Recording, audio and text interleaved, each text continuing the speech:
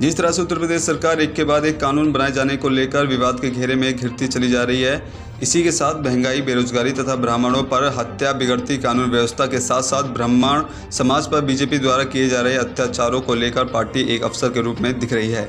उसी तरह अन्य पार्टी भारतीय जनता पार्टी से नाराज चल रही हैं। पार्टी के सदस्य को अपनी तरफ लुभाने तथा खींचने में लग गई है। विशेष रूप से 2022 की विधानसभा चुनाव को लेकर सभी पार्टियां ब्राह्मण वोटर्स को लुभाने लग गई है। इसी के दृष्टिगत सोमवार को बीजेपी के गढ़ अमेठी में समाजवादी पार्टी के राष्ट्रीय प्रवक्ता आशीष चतुर्वेदी ने ब्राह्मण किया, जहां पर एक तरफ पार्टी के सदस्यों एवं पदाधिकारियों से मुलाकात की तो वहीं दूसरी तरफ 2 मृतक सैनिकों के घर गए, उनके परिवारों का हाल चाल सुना और समस्याएं सुनी।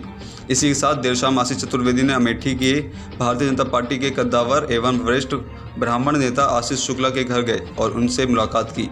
इससे माना जा रहा है कि आने वाले समय में आशीष शुक्ला को समाजवादी पार्टी में शामिल कर लिया जाएगा, जिसको कहीं ना कहीं स्वयं राष्ट्रीय प्रवक्ता के स्वीकार किया है। यह सभी आगामी 2022 के विधानसभा चुनाव के संकेत हैं तथा इसी के लिए अमेठी में जमीनी तैयारी की जा रही है। इसी के साथ सपा नेता ने अमेठी में ब्राह्मण संगठनों से भी मुलाकात की और अपनी उपस्थिति दर्ज करवाई।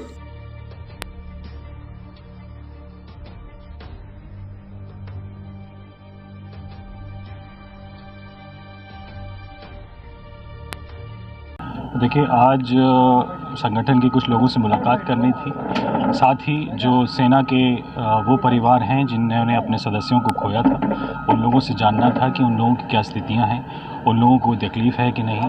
तो इसलिए मैं यहाँ आज आया था। साथ ही जो हमारा संगठन है, आज कुछ उन लोगों से भी मुलाकात करनी थी। उसी उपलक्ष्य में हम लोग आज यहाँ एकत्रित हुए हैं। क्या माना जाए कि 2022 के चुनाव की तैयारियाँ शुरू हो गई हैं? जी बिल्कुल, चुनाव की जो तैयारियां हैं वो बिल्कुल सुचारू रूप से शुरू हो गई हैं।